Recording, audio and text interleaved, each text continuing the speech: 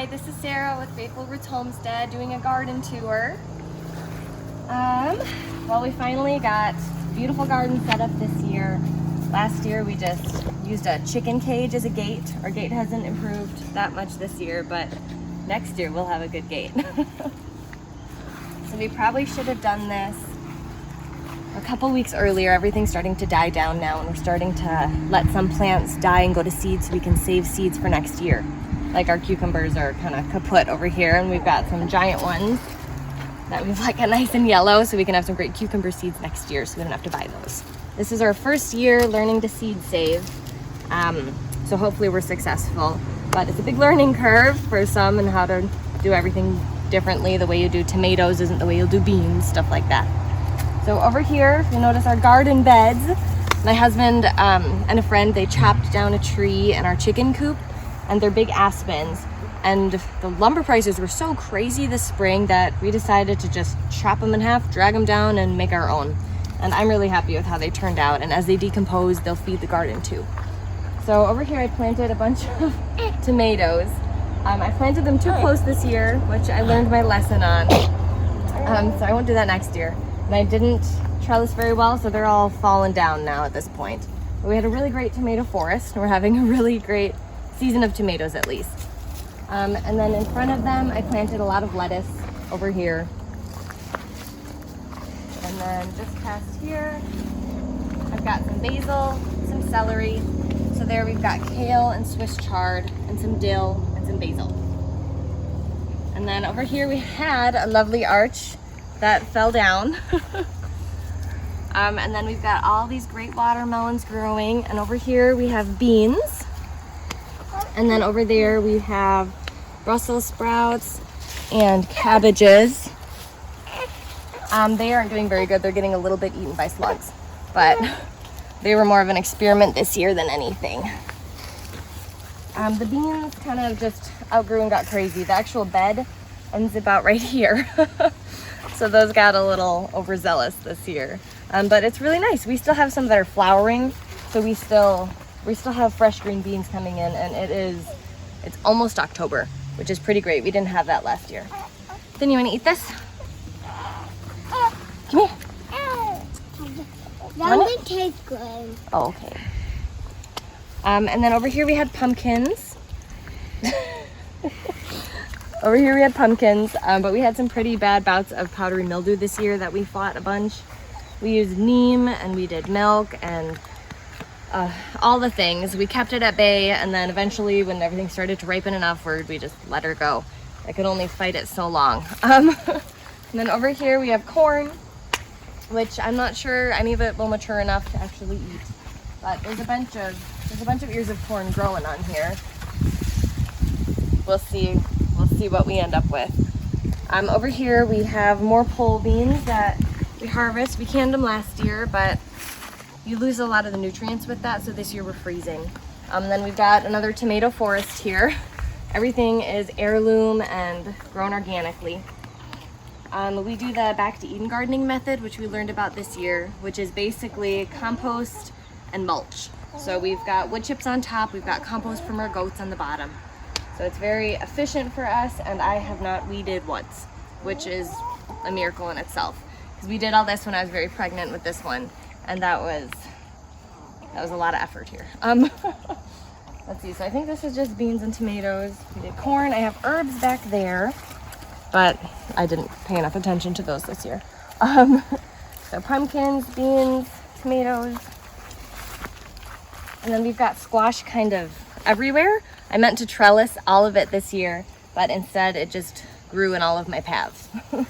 And then back here we have more tomatoes and then peppers. I'll show you these really beautiful purple peppers we've got. So there's one right on the edge here that's just getting close to being ready to pick. And then the marigolds are to keep out some bugs and then attract good bugs like pollinators. And then there's a couple more somewhere in here. I just picked the 2 red peppers. There they are. I'm pretty excited about those. And then there's some hot peppers in the back. There's a couple growing up here. but they didn't do that good this year. We'll see for next year. And then just squashes throughout. So that is our garden. And then I've talked a lot about my chickens over there that job is to compost. So they get compost from the goat's pen, and they also get all of our food scraps. Those ones don't get a lot of feed, but that's what they eat. They eat our food scraps. They go through the compost, they get all the grubs and the worms in there. And they do get a little bit of feed. But they still lay great. Their eggs have those beautiful yolks. Nice and dark orange. Because a lot of conventional feeds will actually put petals of flowers, I think usually marigolds, into the feeds to make the egg yolks colored instead of the actual protein that they should have. So we're gonna walk these tomatoes over here. I'll show you guys one.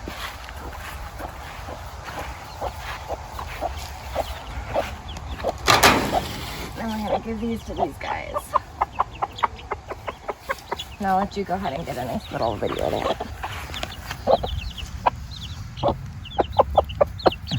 Everybody's got a job here and a purpose.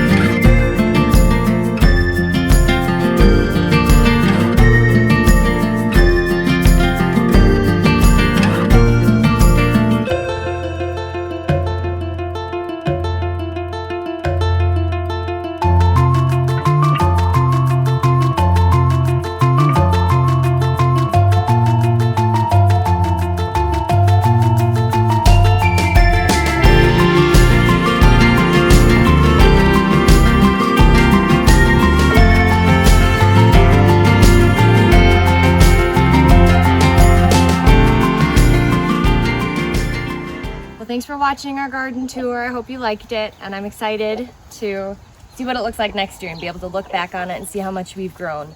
We do have one surprise project in the works that I'm not giving any hints on yet, but I'm hoping that we can post more about that on Wednesday. I'm very excited about that. We will keep you updated. Bye.